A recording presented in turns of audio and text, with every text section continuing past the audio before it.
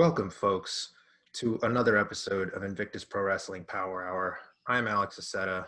I'm here with my esteemed colleagues, Nick Goutman, Ryan Gross, who has briefly left his frame, and our special guest for the evening, the last Ronin, Jason Andrews. Jason, how are you, my friend? I'm doing all right. How are you guys today? Well, it's snowing pretty hard up here in upstate New York, hence my trapper hat. Time has ceased to exist, and I'm on my third beer, but otherwise, we're hanging in there. Just a typical Monday. Your typical, man crush. In the world of a pandemic, absolutely. I killed this bear myself. The bear pelt I made this hat out of. What'd you do with the rest of it? The rest of it, I ate it. I let no part go to waste. Okay. Yeah. Is that Bear Country pelt? It is. Style? Yes. I pinned both members of Bear Country in a hand match and then made this hat out of their entrance gear. Anyway, Jason, we got some questions for you, bud. So hopefully you got some answers for us. First question is the same question that we ask every guest that we've had on this podcast, which is what made you first become interested in wrestling as a fan before you started training? I feel like it's the typical I was a kid and it came on TV and I fell in love with it type story. Around high school, I guess I kind of fell out of it. It wasn't the cool thing to do or to watch anymore after everybody figured out that it was like quote unquote fake. But yeah, just a typical, it came on the TV and I just started watching from there. Right. Do you remember what the first match maybe you probably don't remember what the first match was, but the first match you can remember?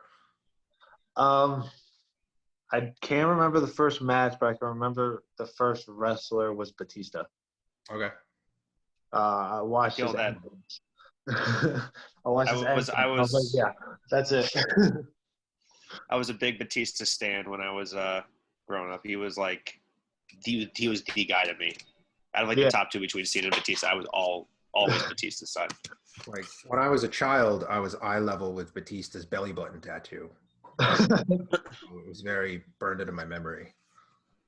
Well, you can't see it. I met him. I met him at a signing at the Toys R Us. This was right after he won the title. I actually have the signing of that figure in my closet right now. It was right after he won the title after WrestleMania 21, and I'm not gonna lie, the mob of kids and families that surrounded this Toys R Us waiting for him was ridiculous. I believe that he was my first wrestling shirt as well. I'm not gonna lie. He was the first one I got, and then I think after that it was Triple H. So makes sense. So you were like the Evolution era was around when you got into it? I guess I think I was around that time. I can't, like I said, I can't remember it. Makes perfect sense. So flash forward a little bit then, what made you actually decide to start training to become a wrestler? So the whole last Ronin thing with the martial arts and stuff, that's what I did before wrestling. I did martial arts and some gymnastics and stuff like that just on the side. And I was up at the local trampoline park in Delmar and Delmar, Maryland. And there was a flyer for a local pro wrestling show. And I was like, wait, there's local wrestling in Delaware. And so the indies, I never even knew it existed till then. And the guy that was handing out the flyers was a wrestler, and he told me of a place in Laurel, Delaware, and he told me if I was interested to come up. And so I met him at this house on this country road, and these two guys, rednecks, tattoos, everything, come walking up to me. and open up this barn, and then there's this wrestling ring. And little did I know that was the Briscoe Brothers. Yeah. So the Briscoe Brothers were the ones that got me into it and introduced me to the wrestling world and wrestling ring and just being in it. And then I got into a school in Delaware. So how old about were you at this point? I was like 20. Okay. So 23 now. So that's awesome. Yeah. So, wow. So that's the same farm from like their promos that they shoot and like Ring of Honor. Yeah. And I got to actually shoot a promo for them. I got to hold the camera. Oh, that's awesome. Yeah. The Jay Briscoe kind of scares me. Mark, not so much, but I'm sure they're nice guys. IRL. Oh, they're great. I love them. I get to. It's fun when they're back before COVID, like back home, because sometimes they'll have like little training sessions, little invite onlys. Sometimes I get to go, so that's kind of cool. Oh, very cool. So you mentioned martial arts, like being a little bit of an influence. Who are some of your biggest influences, like within the sphere of pro wrestling? As far as the martial arts side of it goes, probably like I've been looking a lot more into a lot more guys that do it. At first, it was Speedball, Mike Bailey. He was like the first one that came onto the radar for me. I looked at a lot of his stuff, and I do like when I'm a face, I do continuous rounds, and I kind of stole that from him a little bit. Just these continuous kicks, and end with one big one.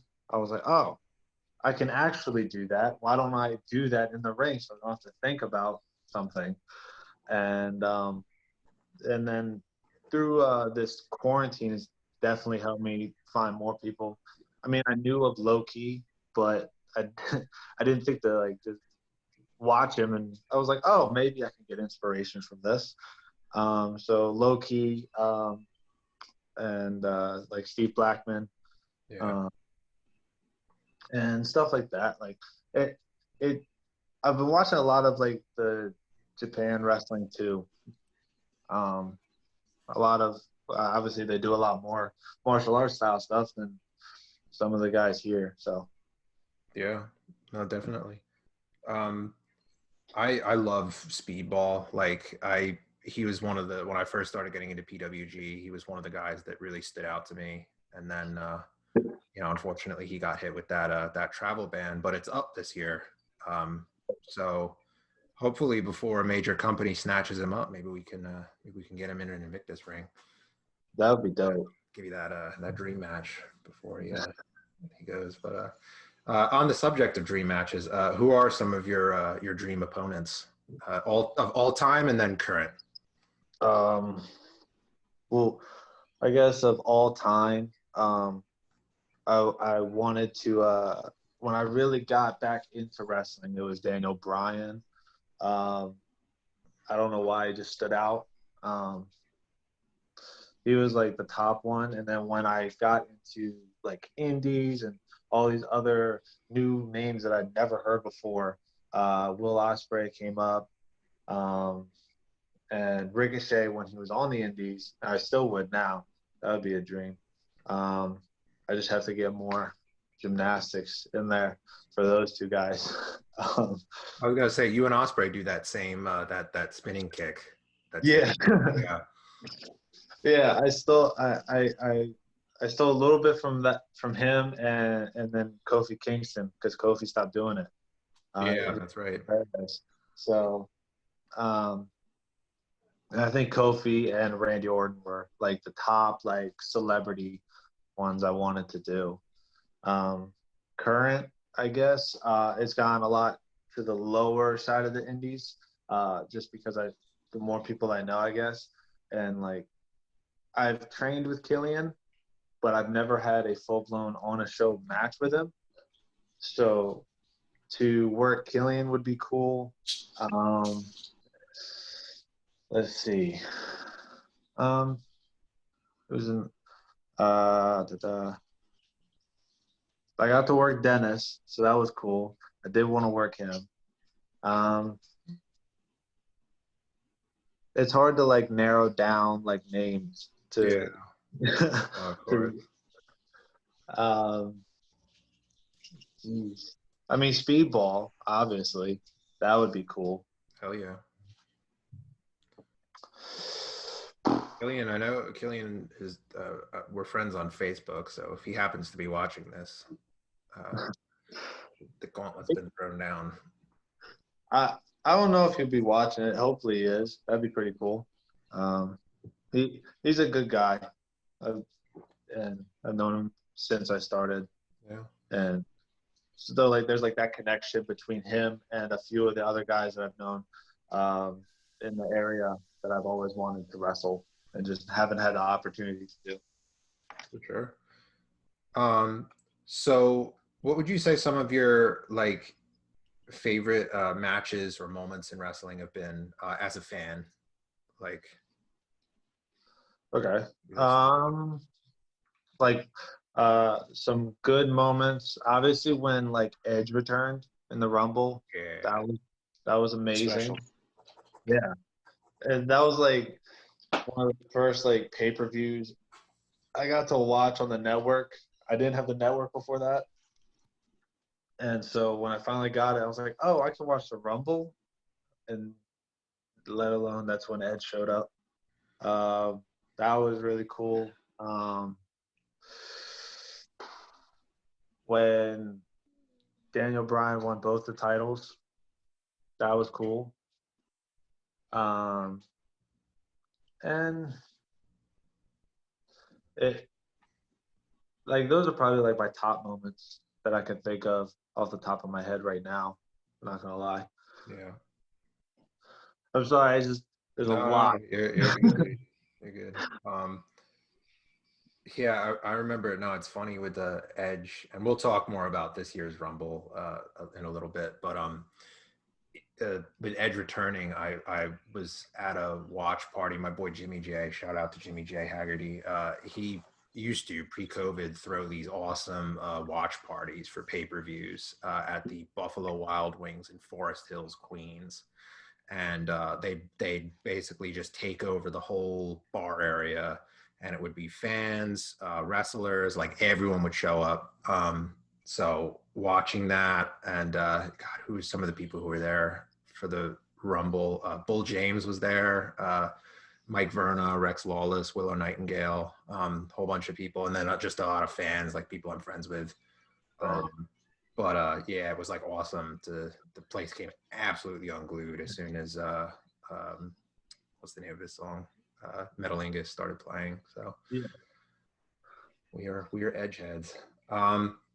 So what was the what would you say is the biggest accomplishment of your, obviously, you haven't been doing this for a super long time, but what would you say is the biggest accomplishment of your career so far?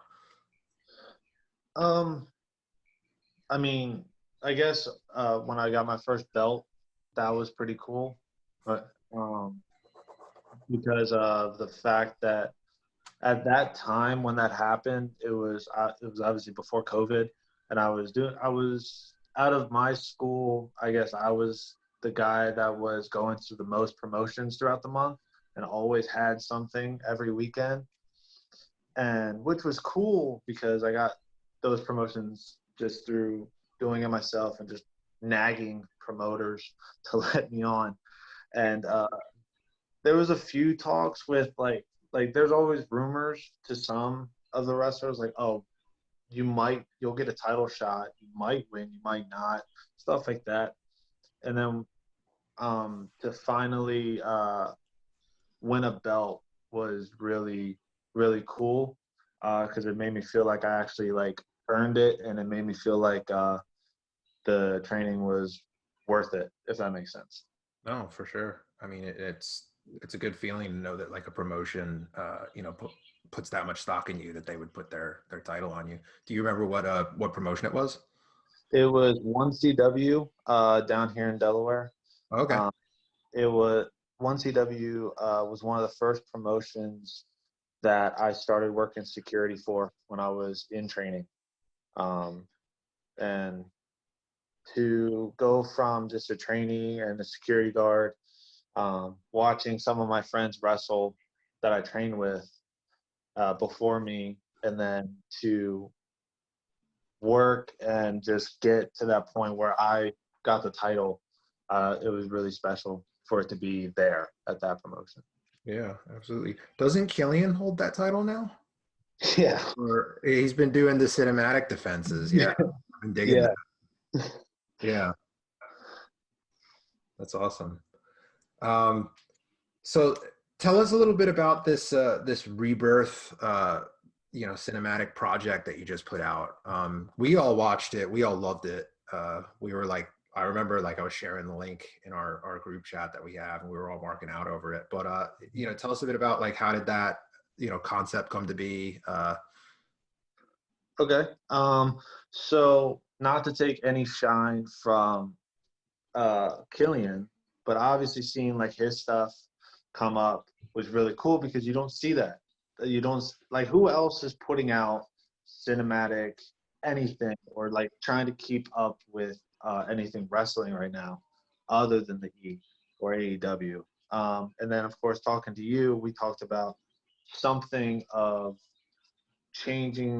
not changing the character, but like something to give it a little bit more for when Invictus comes back.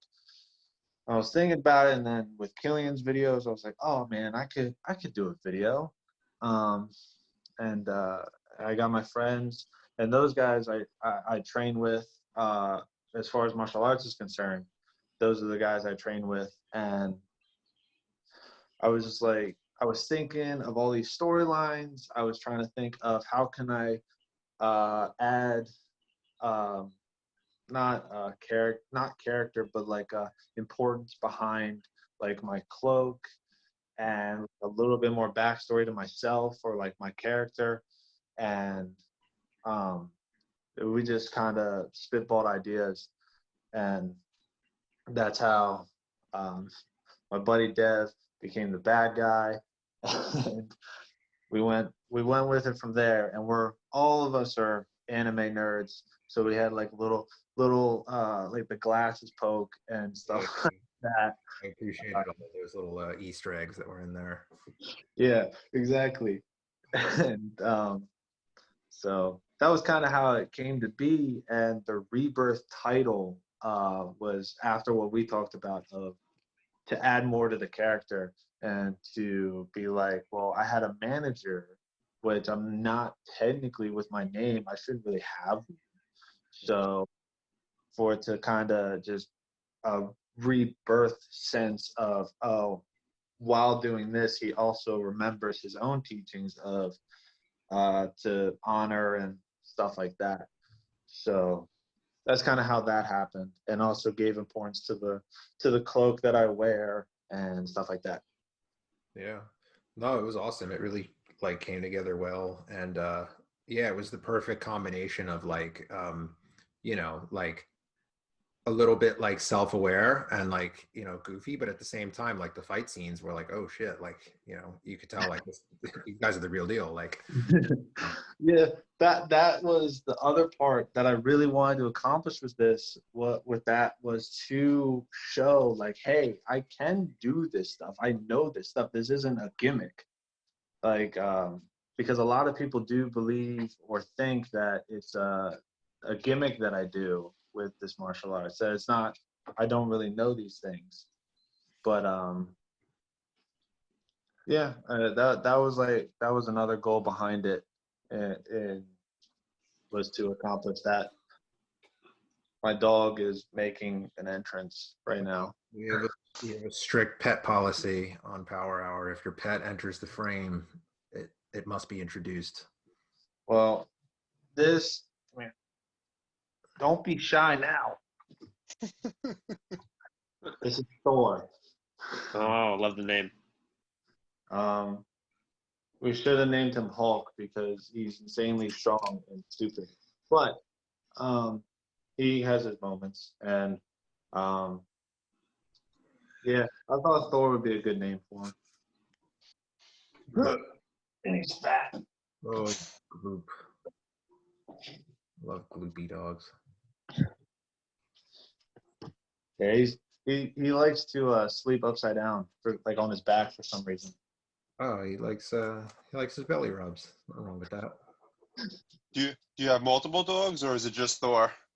I do have multiple dogs right now. Well, technically, my other dog is a golden retriever. Her name is Lucy. That was my I've had her forever, but she is with my dad at his house. Gotcha. Gotcha. So that's awesome. So my follow-up question, which is sort of related to the whole Rebirth thing. This is a very important question. I spoke with Clipper Jones about it at length when he was on, and I see you're rocking your Naruto shirt right now. So Jason Andrews, The Last Ronin, I must ask you, what is your favorite anime? Okay. Wow. Naruto Shippuden is like top tier for me. Not gonna lie. I think that's my favorite. Like I could literally just go on and watch it again if I wanted to. There's a lot of like honorable mentions, like Dragon Ball Z is obviously up there. Anything Dragon Ball related. I've been watching a lot more, especially with quarantine. I need to finish Attack on Titan, and I've watched Seven Deadly Sins.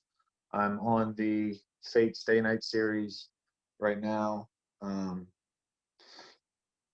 And I have to be honest, the Fate series is probably like the best for their fights. Honestly, they're just beautiful. I gotta add that to my list then, because I've heard it's been recommended to me multiple times. Yeah. It was always like, I have such a long list. Yeah. So, Yeah. I completely understand the list thing. The guys that were in the video, they watch and read a lot more than I do. So they're like on these other like animes that I haven't heard of before, and they're like, "Oh, you need to watch it. It's so good." I'm like, "I haven't watched the last 12 you told me to. You gotta give me some time." No, it's true. I feel that. Like I'm gonna wait until the most recent season of Attack on Titan ends so I can just binge it. But avoiding spoilers has been tough. I gotta Yes. say. Yeah. And then, I'm a big like One Piece fan, and I'm just now getting back into it after like over a year of like taking off, but I'm still on like Thriller Bark, which isn't even halfway through the series. It's so long. Such a Okay, so I'm a weeb. I'm a big anime fan and everything, but I've watched maybe 10 episodes of One Piece, and I just don't blame you. It's such a commitment. It really is. I could watch Naruto again and be okay. I just don't know if I can watch One Piece all the way through because I just feel like it's so long. However, as a wrestling fan, you and a wrestler, you do need to watch the little mini OVA bonus episode they did, the episode of Chopper or Chopper Man.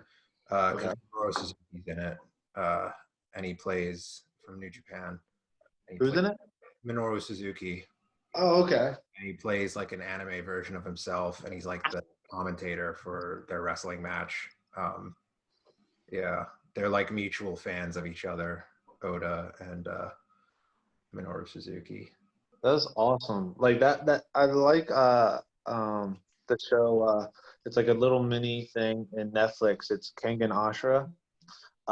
They have it's like a big fighting anime and all these different styles, and they have a pro wrestler in there too. And he fits the bill 100%. Like he talks about crowd work, he talks about selling, all of it. I gotta watch that. That's awesome. So to bring it back now, because sorry, Nick and Ryan, Sorry, what? Sorry, I just woke up. This is all very foreign to me too. I mean, it's like I spoke to you guys about when we were talking Clipper. The anime goes maybe as far as Pokemon with me. I Like know. that's about it. And, We have, and some Dragon Ball Z. Dragon's Ball P. Yes. Wow. Jason, Clip and I have been working on making a weeb out of Dennis, though. Okay. We've been getting him to watch more anime. So he's been like, He has too nice of calves to be a weeb. dude, weebs take all shapes and forms. Look at Valid. Jason. He's a physical specimen and self-proclaimed. Dennis's calves could be their own anime, in They my could. opinion. Looks like It's like when they come to life or something. Yeah. I don't know, like a Well, I parrot mean, thing. if Dennis was an anime character, you know how like I mean I don't know a lot about this stuff, but doesn't like Goku have like a kind of like a Hulk up kind of moment before he like goes Super Super Saiyan. Saiyan or whatever? Yeah. Yeah. So wouldn't Dennis just be flexing his like quads and hamstrings and calves and just everything's just popping out? Yeah, exactly. Like when they're having the battle and they like dig their feet into the ground and their calves and legs flex. Yeah, that's Dennis. Just like a time. yeah. The pebbles start floating up off the ground from all the energy his calves are giving out. Yeah, except that like now we're getting into gimmick infringement because Leroy literally does the Kamehameha as as a move. Like so, you know, that's an issue. Let Dennis do the Big Bang or Gatlic gun. Let him do that. Yeah, I'd be into that. Yeah. They have Nick and Ryan. No, not a damn clue. The real ones know. So my last question before we go into the fan questions. 2021 is still young. It's February 1st today as of this recording. So what are some of your goals and resolutions for the new year? One of my big goals was to get in a lot better of shape and more like everybody else in the world wants to do in a new year is get in better shape, which I've been working on before New Year. So I want to look more of the wrestling part, if that makes sense, for this new year. And I would love to I set a goal. I posted on Facebook, and because what else would you do about it? I posted I wanted to get to like Game Changer Wrestling, GCW, this year, which would be cool. Just to elevate my game. That would be a goal for promotion wise. But as far as like me is concerned, body look or physique and character work and a more in depth with my character and moves and movesets. Absolutely, dude. Honorable goals. And I gotta say it, I'm not just blowing smoke, but honestly, like the group of you guys, like the Maryland boys, you know, you, Ben, Mason Martin, like Sick Ends, you know, all those guys. You guys are like some of the hardest working and like underrated dudes on the indies, as far as I'm concerned. And again, that's not like me bullshitting you. Like that is true. Like, you know, I see the work that you guys put in, you know, whether it's through the matches or like the, you know, training videos that you guys post. And, you know, I really hope that 2021 is the year that you guys get recognized because, you know, I see the hustle. Yeah, I love Ben. I love Mason. I've known Mason literally since pretty much I started. Back then, I'm pretty sure even he would admit to he wasn't the nicest person to be around in locker rooms, but he's gotten a lot better. He's a lot better of a dude now, and he's putting in a lot of work. He's lost a lot of weight too, which I'm happy to see. And then Ben, me and Ben kind of hit it off when we were at Titan. That was when I met Dennis, actually, at the same time. So I like to see other people succeed as hard as that might be to hear in the indies, but I do like to see other people succeed, and seeing Ben do good and seeing Mason do a lot better. It's awesome, in my opinion. Yeah. No, I mean, that's honestly, that's the kind of positivity that I think we need more of in the indies. Wrestlers supporting each other, promotions supporting each other, especially during this time with COVID. When one of us wins, we all win. And we're all better than the industry. So. Yeah, that's all I got for my questions. Nick and Ryan, I don't know if you guys have questions that you can ask, or if you want to go right into the fan questions. So I actually wanted to introduce a little bit of a guinea pig new segment I want to introduce before fans for me. It's called Nick's Dumbass Questions. I found an old college file of questions I used to ask for, when me and all my boys in our fraternity, we would do mock job interview kind of things. So we would ask the dumbest questions to each other just to see how they would respond on the fly. So I'm going to throw a couple at you. We'll start off small and just see. If you were an animal, which one would you want to be? A wolf. How many bundles of bananas tall do you think you are? Bundles of bananas. 13. Let the record show it's bushels of bananas. Bushels, excuse me, sorry. Oh, I was literally thinking of just the bananas all together. Yeah, that's a bushel. We were in college, right? We don't exactly have. There were other things involved. That's as far as I'm going to go with this. Okay. Which Mario Kart racetrack best describes your personality? Oh gosh.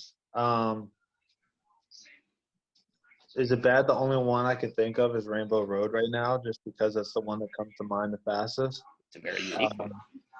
Yeah. So. Okay. Why is there a D in fridge but not in refrigerator?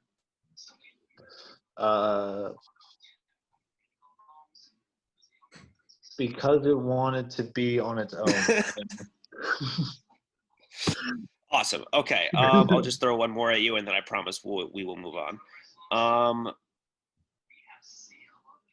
Okay. Do you have what it takes to be America's Next Top Model? Yes. Correct answer. All right. Well, that's at least that for that segment. I just wanted to throw that in there. We'll see how how the feedback is. Going right into fan questions. Not D Morgan asks. 1 second. I knew he was going to ask something. It was referencing. Yeah.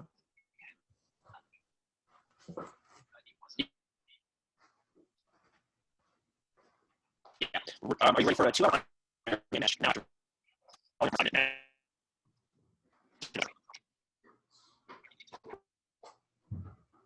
I didn't hear anything of that. Yeah, Nick, I think you're glitching out a little bit. Yeah. You're just frozen over there, Nick.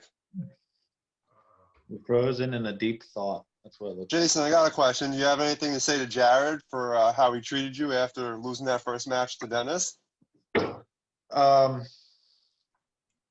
Jared is a very good businessman. I'll put it that way. Monster Mac, I can't hold any fault. He was just doing what he was paid to do. But Jared is I've watched him at Titan. I've watched him at other places. And he's a good businessman. Let's just put it that way. There you go. Nick, I don't know if you're still frozen over there, though. You just kind of... He's framing right now. You're NBA 2K lagging right now. That's what you're doing. Can you all hear me now, or am I still? I can hear you now. I can hear you, but it still glitches a little.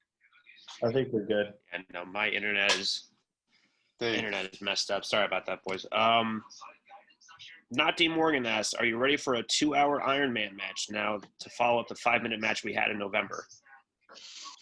I most definitely am. That's for sure. I wouldn't want to have an Ironman match with anybody else. There we go. Zane Nakvi asks, does the carpet match the drapes? Carpet match. Well, it depends on which carpet you look at. I'm going to be honest. There you go. But I'm a wrestler, so it gets shaved off. There you go. And we will leave it at that. Yeah. Man, this man's making a lot of enemies real fast. And the next question actually comes from my sister. She not really follows wrestling, but she goes, "How did it feel after you got beat up by that bald guy?" That bald guy meaning Monster Mac. Not Jared. Just to clarify, not Jared. Yeah, Jared can't do anything like that. Monster Mac, my neck was a little sore. I'm gonna be honest. After that Rikishi driver, and then to get up and take a nice old lariat, that wasn't any better. It didn't help any of the pain. Yeah, it sucked. Well, that at least concluded, for the most part, the fan questions from the gram. I know we got more on Twitter and Facebook. But thank you for, bearing with me through that trial run. Hopefully, we'll see how it goes, and we'll see if this becomes a regular thing or if I'm never on the podcast again. So tune in next time. Yeah. So I got a couple more questions here from Twitter. So at PHE's Troll asked, do you hope Jared at Jared Talks Loud brings another member to the Invictus Pro Wrestling branch of the Trust Fund? So I think some of these guys asked this, like, not realizing that you are no longer a member of the Trust Fund. Right. But yeah, I guess just humor them. I hope that he brings in more people to Invictus, but they realize his crooked ways, and maybe he loses his trust fund or something. Who knows? Okay. Next question comes from Joey G, also on Twitter. He said, your name, The Last Ronin, reminds me of the gang from the video game Saints Row 2. Are you a gamer? Is your name based off the Saints Row 2 gang? I am. I guess I wouldn't classify myself as a gamer. Like, I'm not diehard, but I do play video games. But I play fighting games. I actually haven't played Saints Row, any of them, and the name basically comes from, I was trying to think of a cool little nickname for myself to fit my character and to fit me, and just so happens that during that thought process is when one of my favorite cartoons, favorite comics, Teenage Mutant Ninja Turtles, wanted to release The Last Ronin. I was like, oh, cool, that sounds good. I'll take that. And that's how that went. And it all fits. Nice. I will say, Sorry, Saints Row is a Grand Theft Auto knockoff, but it's a very good Grand Theft Auto knockoff, in case you're ever interested in playing it. Okay. Yeah. So Cool. I didn't realize that, because Last Ronin, the Teenage Mutant Ninja Turtles comic, came out pretty recently. So that's like a recent. That's the one where, like, the other three turtles die, right? And there's only one. Yeah. Very morbid. So basically, for that was when I first started in wrestling, I was under a mask to kind of get my beginner matches out of the way, to just kind of get the feel for the atmosphere of being in a ring. And then that is when Jason came out, and Jason came out in July of 2019. And so I was going by like a few different names. Right. I had Eluta stock gear and stuff like that. So I was like the up and comer and stuff like that. And that's when eventually when I started switching and got my custom gear and the cloak, and I was like, well, I need something other than like the up and coming and stuff like that. And that's when I started turning the gears on trying to find a name that fits what I'm trying to portray. Gotcha. I dig your gear, for the record. The who is it? Toshiaki Kawada from All Japan also wore the yellow and black gear, with the kick pads and everything. So it's reminiscent of that.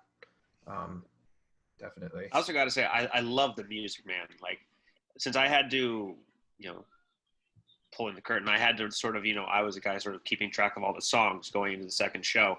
So I kind of had to put them all on my computer. And, I kept on the songs that I liked for when I was working out in the morning and stuff like that, So your song's on there. Wrecking Balls is on there. MC, there's a couple of good gems, but you guys get me through my cardio in the morning. It's a really good one. It's, who's it by again? He did Sammy Guevara's song too, right? No, wait, was it that one? Yeah. Unless there's a new one that I haven't. Yeah, I got a new one recently because I remember at the show we didn't come out to music. You guys went out to Jared's music. Yeah. Yeah. So I honestly can't remember which song you have because now that there's two, I'm just like, oh shit, I don't remember. Oh, okay. I'm pretty sure the one is it like a pop? Is it like poppy? It has like some rap in it. It starts off kind of like samurai kind of opening like the. Okay. Dun, dun. Yeah. Okay. So yeah, that's the new one. Yeah, that one. Yeah. That's the Love good it. one. Yeah. Oh awesome. no, it's really good. It's a really good song. Yeah, he did. That guy did Sammy Guevara's. He did. Casey Navarro's. Yeah, Casey Navarro's. Yeah. And he did Mr. Grimm's. Yeah, he's got some good stuff, and that's honestly a great way to stand out. I'm sure I'm sure when you're coming up in the indies, a lot of times you have to rely on copyrighted music, but if you have your own, it's catchy, especially. I'm sure it helps a lot with the character. Oh yeah, absolutely. And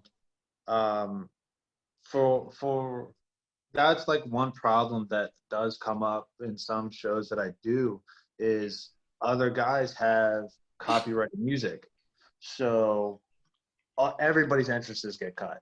So I'm like, oh, cool. Now I can't use mine at all. Thank you for telling me that. And so that's one of the downfalls of that. But yeah, definitely having your own music, your own gear, and stuff like that definitely helps set apart your level of for being sure. a wrestler. It shows that you're you're investing in yourself as a professional, as a performer. I've also been bumping Notorious Mimi's music. Hers is really, yeah. It got stuck in my head after the thing the other day. But anyway, this was a question that I was going to ask before, but I forgot. So, as a martial arts enthusiast, are you a fan of just those crazy martial arts films from the from back in the day?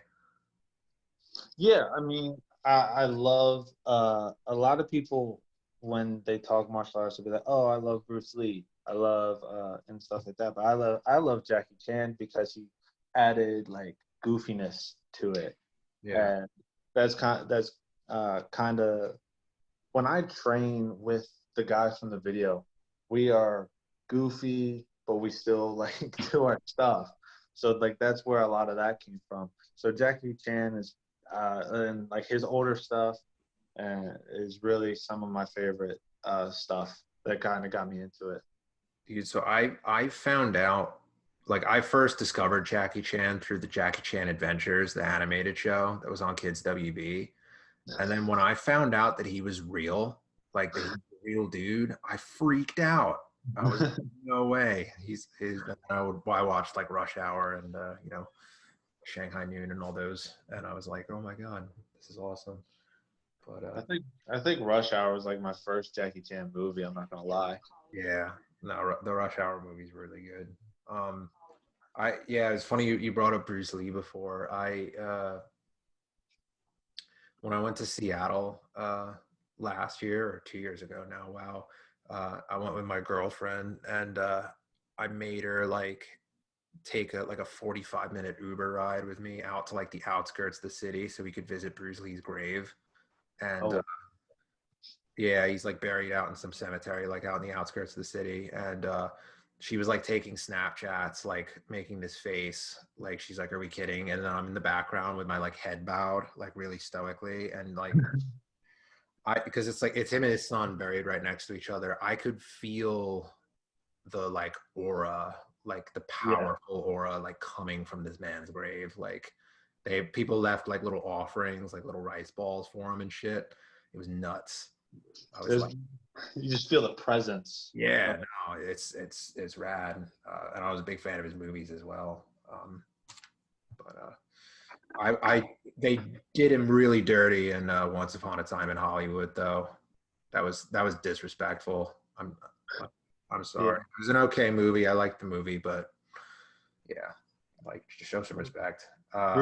Bruce Lee, like a lot of people don't make the connection, but the color of my gear is off of him.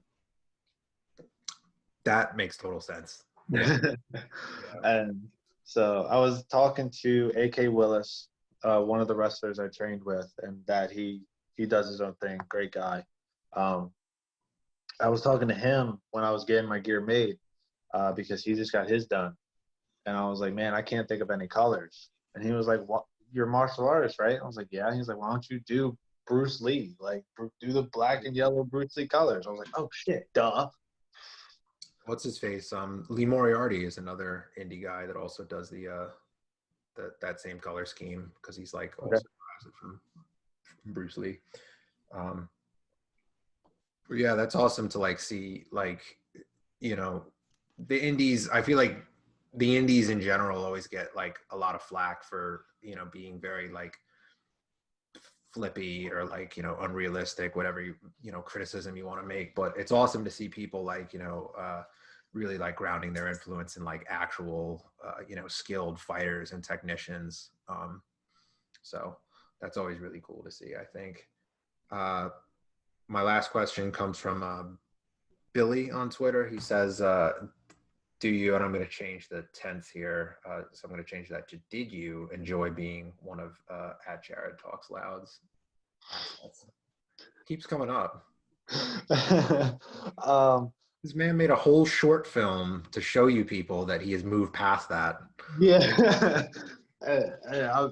You have one match with him as a manager, and apparently that's all you're known for now. I mean, it is what it is. Like, I got done dirty. Like, I don't know what else I could say about it. And then I was about to say, you and I are completely cool, but Jared and I still have some unfinished business. Okay, and cool. I fully intend on, you know, paying that in full one day, Jared. So if you're listening, be ready. Oh, it's a In Bloom exclusive announcement. It's Nick Goutman versus Jared Silverclay in the fight pit. From yes. Yeah. Surrounded by snakes. Yeah. Oh, awesome. All right. So that concludes our questions, the interview portion of this podcast. So we're going to move right into our Royal Rumble challenge results. #MCM. Everyone's favorite man crush. Every day and twice on Monday. Beat it, nerd. All right, we are back, folks. And now is the time that you've all been waiting for. We haven't been looking forward to it. But now is the aftermath, the results of our Royal Rumble challenge. So just to get you guys up to speed, and we'll link that video as well. But on Sunday evening, prior to the Royal Rumble starting, we posted a video announcing our Royal Rumble challenge. So pretty much the way that it worked was, obviously there's 30 spots in the Royal Rumble. There's 3 of us. Jason, we spared you from having to participate. Thank you. So each of us picked 3 numbers, each of us picked 10 numbers out of the 30. And the way it worked is that the person that chose the number of the winner would then have to complete the corresponding dare from a list of dares, and that Nick wrote. You sick fuck. It's my pleasure. Yeah. And yeah, so now we are going to complete those dares. Now, to preface this, right, some of the dares cannot be completed right now. So to start things off, we had the Women's Rumble, which was won by Bianca Belair. who came in at the number 3 spot. Ryan, you chose number 3. So you're going to have to complete the number 3 dare on the list, which was pretty mild. It was to buy Dennis Morgan a beer. Now, that is obviously going to have to wait until the next time you see Dennis, which will probably be at the show in April. And knowing that he's going to need a 6-pack of PBR for his entrance, that's probably going to be to do that. So we are holding you to that now. We are signing this contract with all of the YouTube viewers as our witness that you will have to cop the danger. I will have his PBR on April Yes. 21st. Not cold. He likes it lukewarm. There you go. It should be sitting in the car for the entire day before it comes out. Fire ride down. Yeah. Oh, that's so gross. Yeah. Should be the color, temperature, and consistency of like piss. Maybe I'll buy it a week before and just leave it in my car if that's the case. Or like a canola oil kind of consistency. Oh, Ew. That's disgusting. so foul. Oh man. Oh man. Anyway, so Ryan, you're off the hook for now. But again, we are going to hold you to that in April. As for me, for the men's Rumble, Edge, much to all of our surprise, I think, won the men's Royal Rumble from the number 1 position. He lasted 58 minutes in the Rumble, which is very impressive. Crazy. So I said, as I said in our group chat last night, I'm not even mad about it that I lost because it was just awesome to see Edge go all the way. Yeah. But as a result of that, as a result of me choosing number 1, I now need to complete the number 1 dare on the list, which is to prank call MCM. So we talked about this a little bit last night, but just to be clear, so I am calling him as myself, correct? Yes. Yes. I'm not star 6-7ing it. Okay. No. Because especially nowadays, it's too easy to No, you're right. Okay, so and now if he does not pick up, am I leaving him a voicemail? Yes. Okay. Now my last thing is, so what, I don't know. Damn it. I had a whole 24 hours to think about this, and now I don't know what I'm going to do. So I have a great one. Okay. Tell him he's on book. This is the aftermath of MCM's attack on Geo.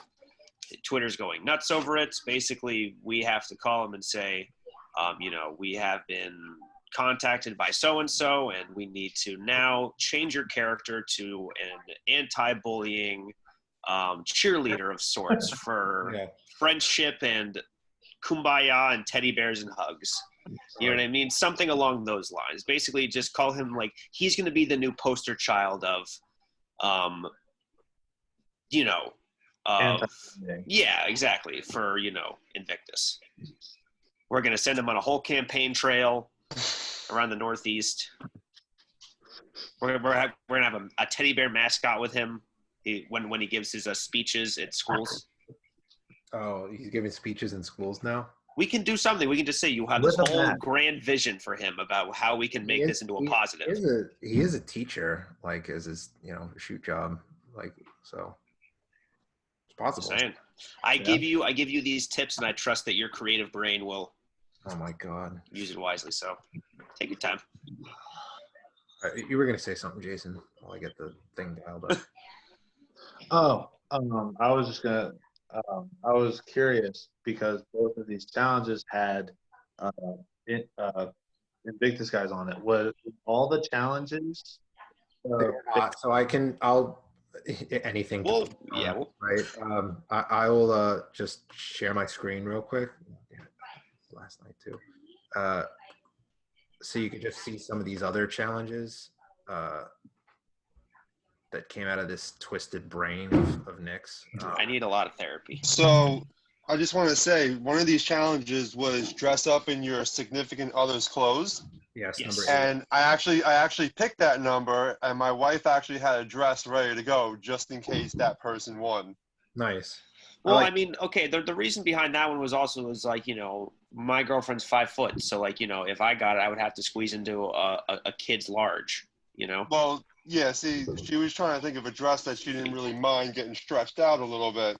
But I don't actually know what some of these are. Like I will happily give an explanation. Okay, so where is this? Okay, so what is the ice cream sandwich challenge?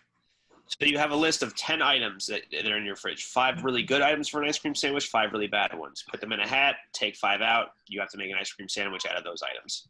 Ooh, I Okay. think I actually got that number too. What is the powdered donut challenge? Oh, yeah. So that one is eat 5 powdered donuts without water in 1 minute. Oh. Okay. Bubblegum challenge? So that one is you take an entire pack of gum and you just have to chew it for an extended period of time, like all of the pieces in your mouth. So if you got that one, it would just be for the rest of the podcast episode. I'd actually be okay with that because I got a little bit of like double chin action going. Hide it with the ears, but, that could actually help define my jaw. So There you go. what is the egg drop? What is the egg drop challenge?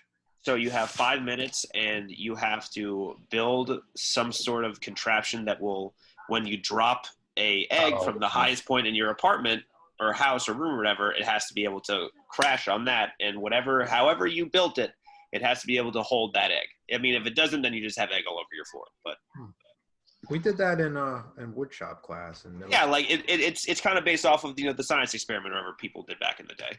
And then last but not least, what is the smoothie challenge? Very similar to the ice cream sandwich challenge, but in a smoothie. Gotcha. I see the eat a raw onion challenge, and Yes, I actually did that once. I did as well. And it was a prank. I was at like this summer camp thing. There was 4 caramelized apples. One of them wasn't an apple, so I got the unlucky draw of getting the onion, and so I had to eat an entire raw onion, and it was disgusting. Yeah, it's pretty brutal. Do we remember who picked number 7? Because that would have been something I'd like to see. Oh God. I mean, we didn't argue, but I was talking with him about it the other day when we were with him. But yeah, he just like brought it up, and it was whatever. It wasn't like confrontational, but yeah, we all know Wrecking Ball loves to get into it about COVID. I am curious about number 2. Reveal one of the worst match ideas pitched. Yeah, maybe we can make that a Patreon exclusive. I say some of these are just gold for Patreon. We should just continue Yeah. to just spin the wheel of despair or something. The ideas are endless. Yeah, some of these are bad. Some of these are like, kind of like shotgun a can of soup is surprisingly not that bad. It's just very acidic, depending on what kind you get. Ew. I mean, I was gonna say, I guess it would depend on what Yeah. it was, right? All right. I've also eaten a can of a container of sardines, and that one was brutal. I was gonna We did like Survivor in my college house, and it was like everyone doing it. And one of the challenges was a food I was challenge. gonna say, I feel like so many of these are just like depraved shit from like your fraternity days. Yes. Fraternity shall remain nameless. Yeah. All right. I don't want to do this. All right. And listen, in case it goes south and you see it like not going in a positive direction, obviously milk it for a little bit. But if he like really gets out of hand, do what you got to do. You know what I mean? We're not trying to ruin anyone's evening. I know. I hate this.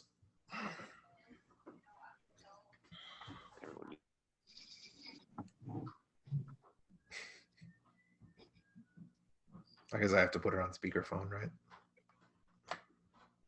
Yes.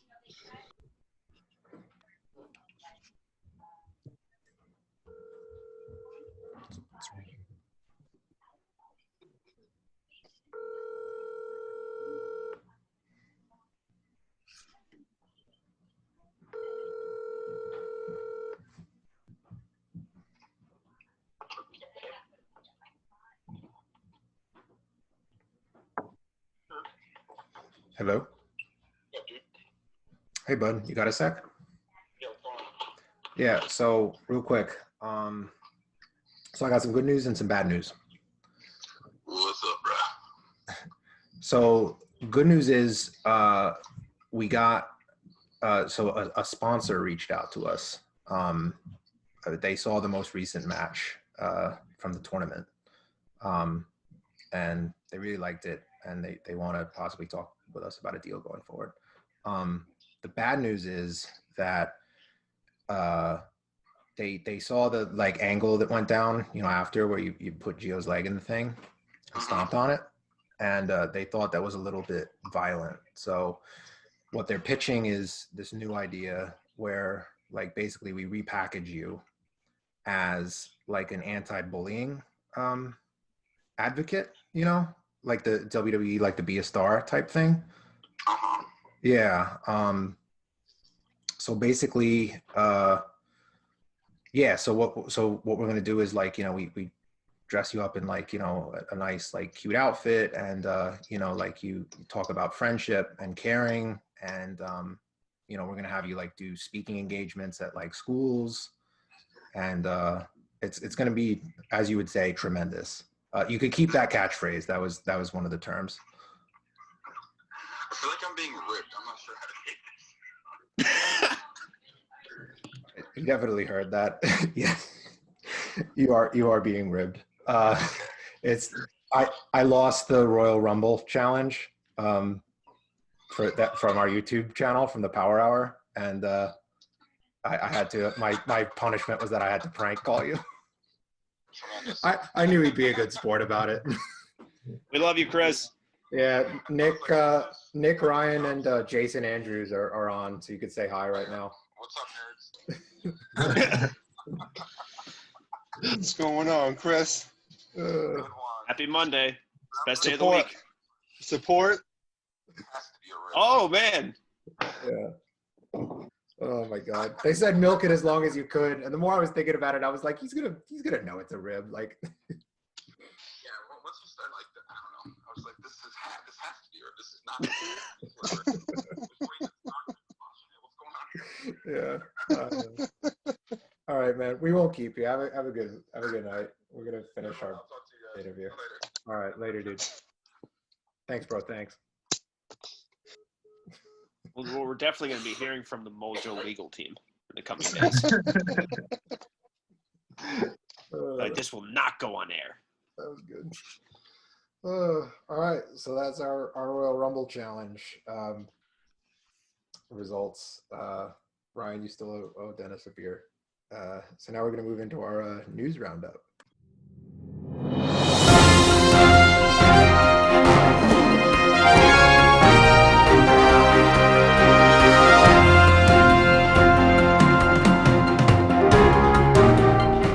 Welcome back, folks. It is now time for our news roundup, talking about all the wacky and wonderful things in our world of pro wrestling. So probably the biggest thing on everyone's mind right now is the Royal Rumble, which took place last night of this recording, which is Monday. So among other things that went down that night, the Royal Rumble winners of the Women's Royal Rumble, we had Bianca Belair won by last eliminating Rhea Ripley. And then for the Men's Royal Rumble, we had Edge winning from the #1 spot by last eliminating Randy Orton. So what were our thoughts on those winners? I mean, I guess I can go first. Go for it.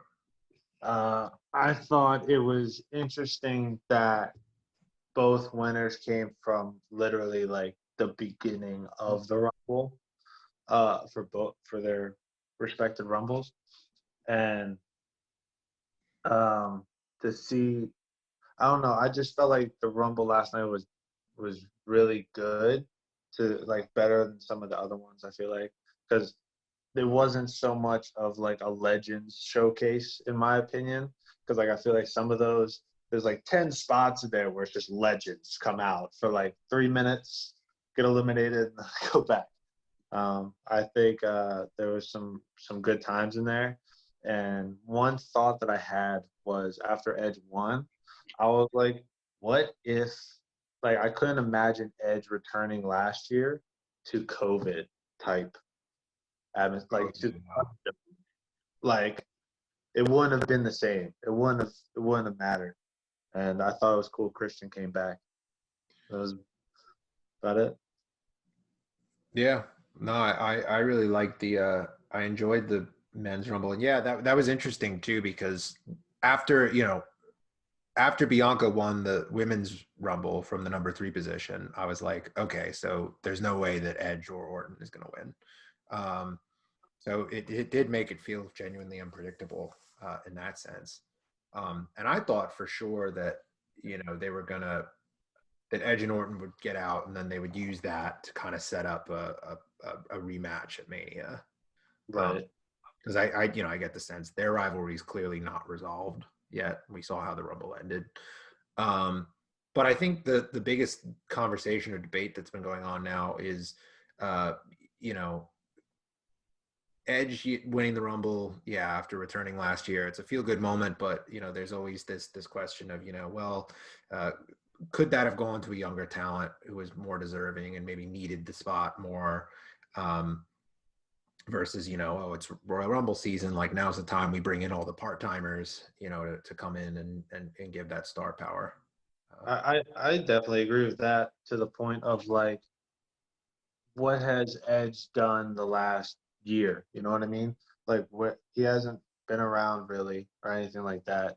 And for him to come back, not only be like the 4th person in history or whatever it is to go all the way, the whole distance from spot number 1.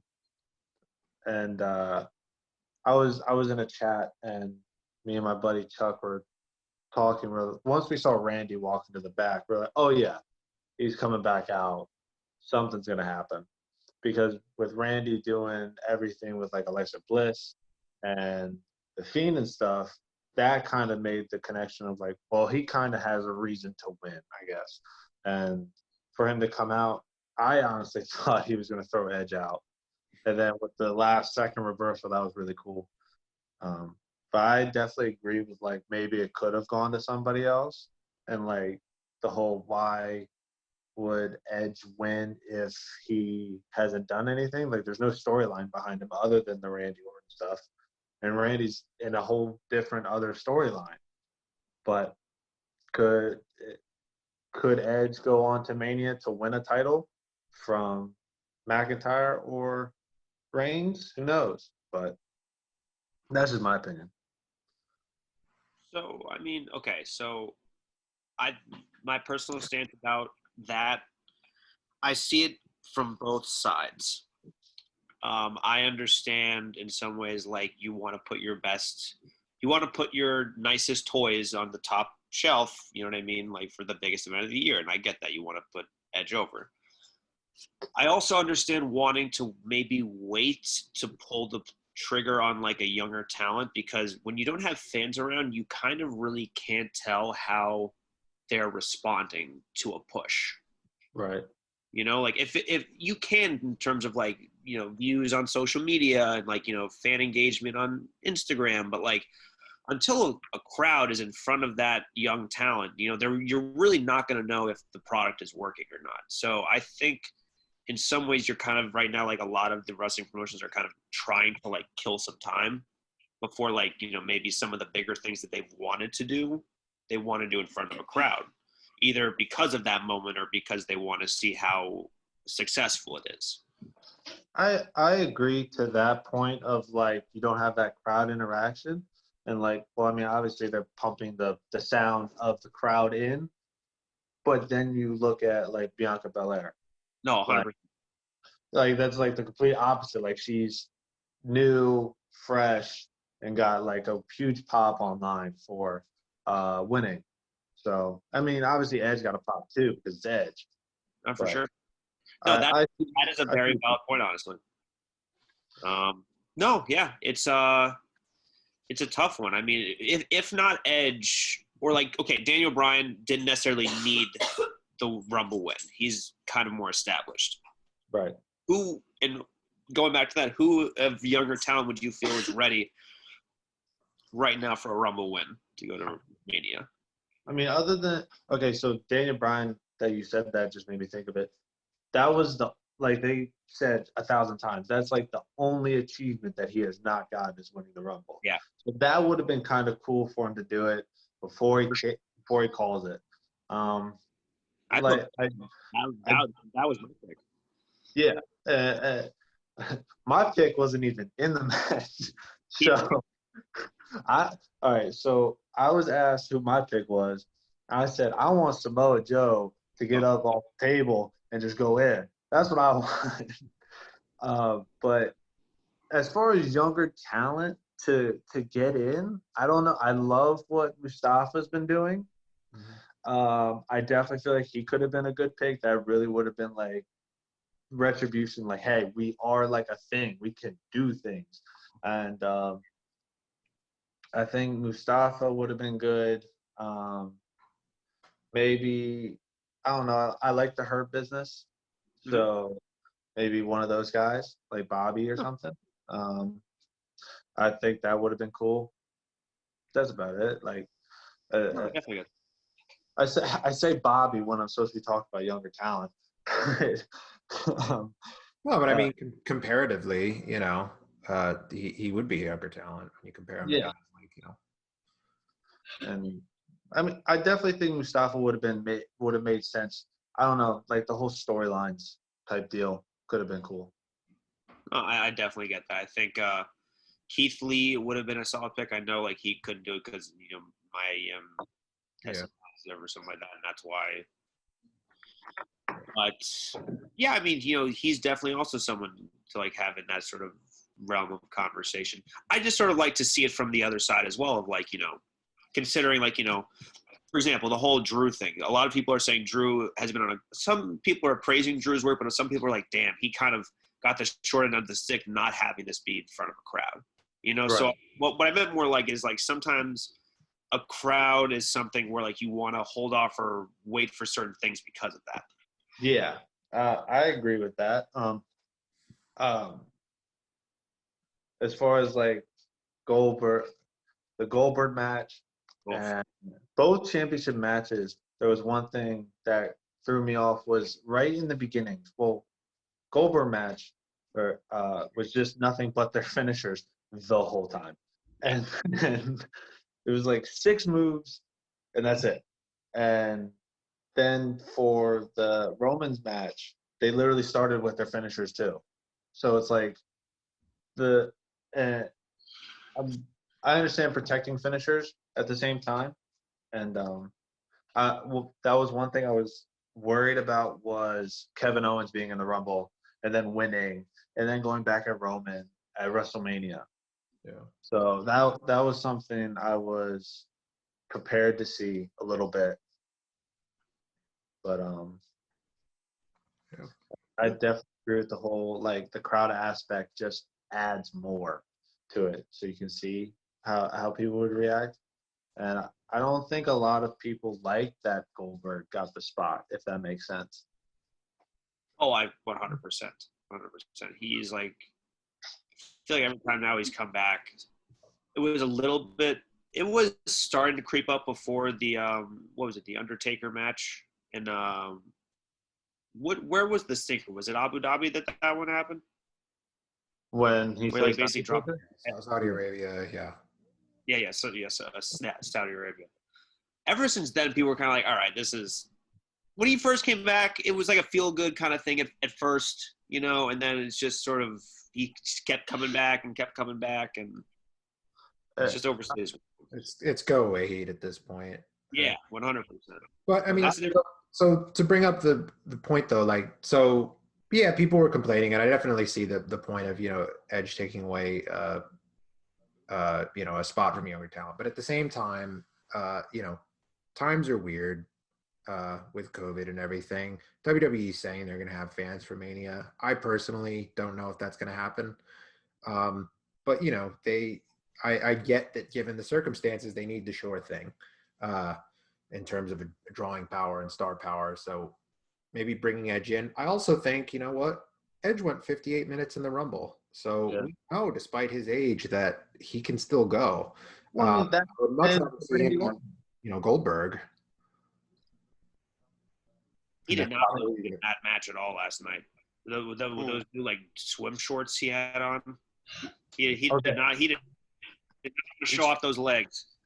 I thought in the group chat was funny because as soon as he walked out, we are like, "Oh look, it's Brock Lesnar with his shorts."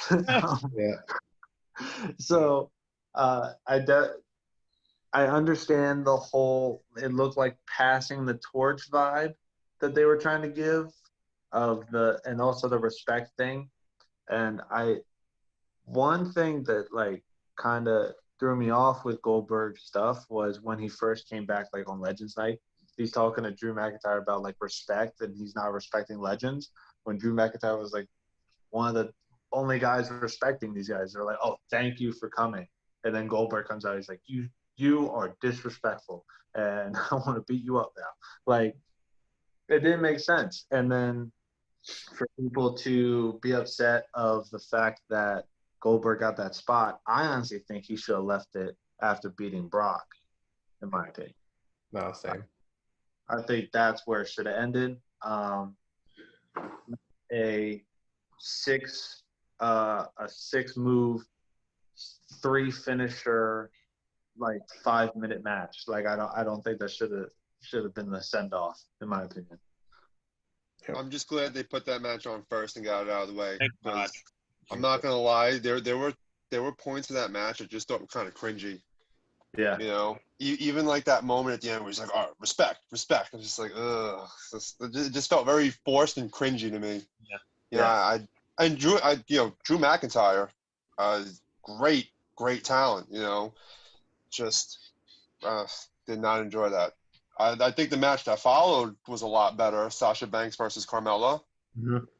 I like that match a lot better, and I did enjoy Kevin Owens. Like 2/3 of that match, I really enjoyed. Except when the ref just Yeah, stopped counting at one point. Oh, you caught that too, right? Because when he was handcuffed, right? Yeah, Then I it was was- like, all right, It's, man. well, it's funny because that's what I said too. I was like, the match got really sloppy in the end because it's just he clearly wasn't on his feet, and for whatever reason, the refs. I noticed that too. I'm glad you noticed that too. His whatever he was gimmicked with clearly didn't go over correctly. He was stuck there. So like Yeah. kind of improvisation at that point. And I think they should have, instead of trying to do a key, they should have just done bolt cutters Yep. and just left Yeah. it with that. And also, like, one thing I noticed was I felt like the refs were counting really fast. Like, I felt Yes. like fast. Like, every time they got hit with something huge, it was like, all right, let me get back up now. I'll tell you, the highlight of that match for me was when Kevin Owens got hit when he Seth Rollins when he came out with the Card. It wasn't a forklift. It looked like a golf cart. When he came out and just hit him, I just fact that it lost it. came out of nowhere, like Yeah. literally just him stumbling in the frame and all of a sudden got hit by it I legitimately laughed out loud. Yeah. When That's for a one that. when that happened in the group chat, we were just like, we started making up like these outrageous things that they could do, and we were like, just jump off the stadium, stab him with the forklift, just keep going, just keep trying. See what you can get away with. Yeah. Okay. Anyway, we could go on talking about the Rumble for hours, but there was another big wrestling event that also took place this past weekend, which is also worth talking about, which was GCW's Fight Forever, which was the first ever 24-hour continuous wrestling show.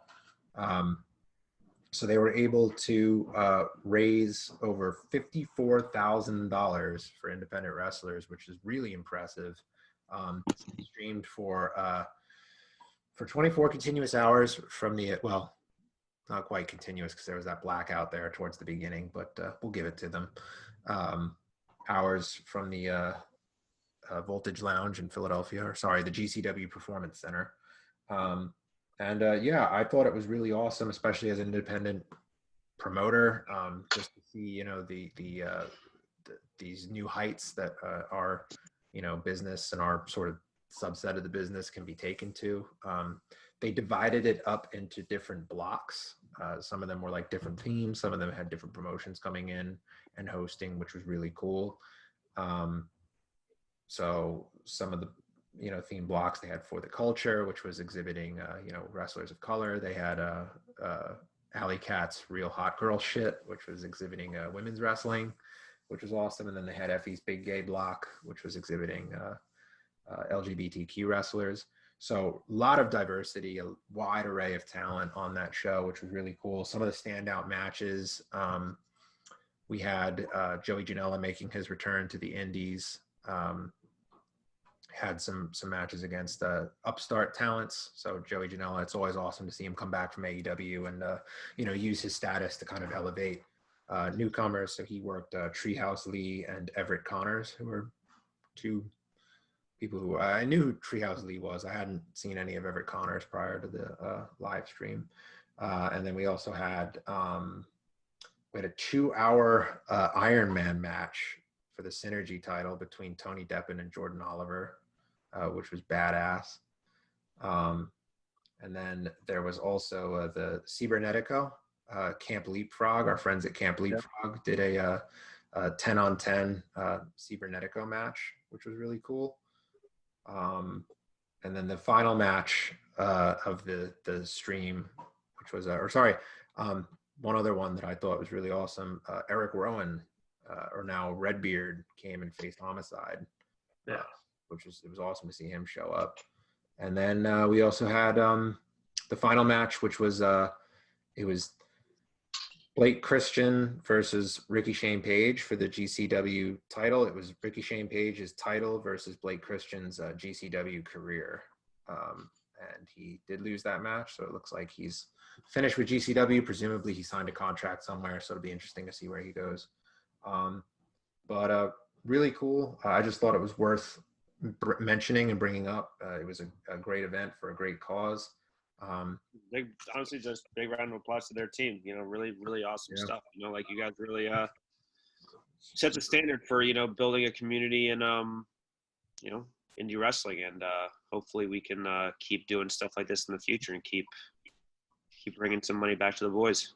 Yeah, a lot of new names have now being talked about a lot. Gaining some traction that maybe they didn't have before. I know that Oreo Speedwagon, Xavier Faraday, and Joshua Wavera, we just announced them for our April show. By the way, I just want to clarify that we already had them booked prior to Fight Forever. We're not just hipsters jumping on the bandwagon. Or the Speedwagon. Speedwagon, jumping on the Speedwagon. But yeah, so it's really awesome to see all these guys. And I know, Jason, you were saying that GCW is a goal of yours. I think you definitely fit in well with their product. Yeah, it would be nice for sure. And it's really like I said before, as far as like seeing like other wrestlers succeed and like friends, like to see like Killian on there and to see his manager Dustin on there. Dustin I've known since he started, so it's that was a really good happy moment to see him at that level, and to see friends like Philly Mike Swanson was on there, and I know Kaya McKenna from when I got in, so to see, and then of course the best person ever, Abs, was on there. Yeah. So, that was awesome. Dude, I popped so hard for that spot when Killian was like flexing and then Abs just like reached up between his legs and like grabbed him. Yeah. Because he like looked down and he's just like, ugh, and then he the exploder. That was awesome. Yeah, I love that. But yeah, it's an awesome time for wrestling. I'm really excited for what this year will bring. Hopefully we get this vaccine rolled out, we can get back to living. So our last thing for tonight before we sign off is last week during our episode of Power Hour, we announced the first 4 names who are going to be competing at In Bloom, which is our next show, which is going to be on April 24th. So we have a little bit more news for you on that front. We have another announcement for one of the matches that's going to be taking place on that show. So, of course, we have our ongoing tournament to crown our first ever social media champion. So we have the final 2 matches being aired in that tournament over the next 2 weeks. That title will be defended on the show. But in addition to that, we are also going to be having the first ever Climb for Clout ladder match. And that's going to determine the number 1 contender for that, or not number 1 contender rather, because the briefcase can be cashed in anytime, anywhere, right? It's sort of like the Money in the Bank briefcase. Guarantees you a title shot. Guarantees you a title shot, yes, against the reigning social media champion. So that's going to have 7 competitors in that match. We're going to be revealing all of them over the coming weeks, but we can reveal the first competitor here tonight. This is a Power Hour exclusive, and that competitor is going to be none other than the last Ronin, Jason Andrews. That's awesome. Oh, Hope you got some climbing shoes, buddy. oh. I'm not afraid of heights. No, man, I used to do roofing. I know how to climb ladders. So you're going to have your work cut out for you. The other competitors in that match are going to be revealed over the coming weeks, but you have that to look forward to. So you have an advantage in that now you have the most time to prepare. So Oh, I got to get used to going up and down now. Going up and down the ladders. gotta go those stairs. Yeah. So that's been our In Bloom update. We're going to have more updates for you coming over the coming weeks. Before we sign off for the evening, Jason, do you have any social media presence you want to plug? Anything you want to check out? As far as Instagram is concerned, you can find me at @Jason_Andrews, and on Twitter it's @Jason_Andrew, because Twitter does not want me to put the S at the end for some reason. Facebook, just Jason Andrews. I have a personal page. Other than that, I can't wait to have my first ever ladder match at Invictus in April. Hell yeah. And we're looking forward to having you back, brother. For Nick Outman, Ryan Gross, and our special guest, the last Ronin, Jason Andrews, I'm Alex Aceta. This has been Power Hour. We will see you guys next week.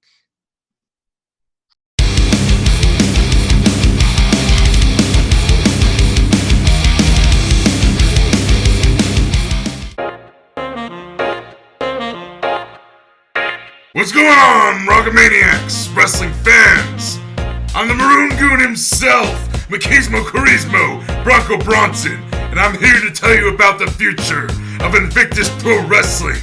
You see, right now, they're going through many different endeavors. You can go on ProWrestlingTees.com and buy all the t-shirts they got that are on sale now for about $20 each. You can also watch their shows that they've done so far. Eruption and November Rain, they're both available on Gumroad for a $9.99 bundle. You get to own both, brother, baby. You better believe it. Woosah!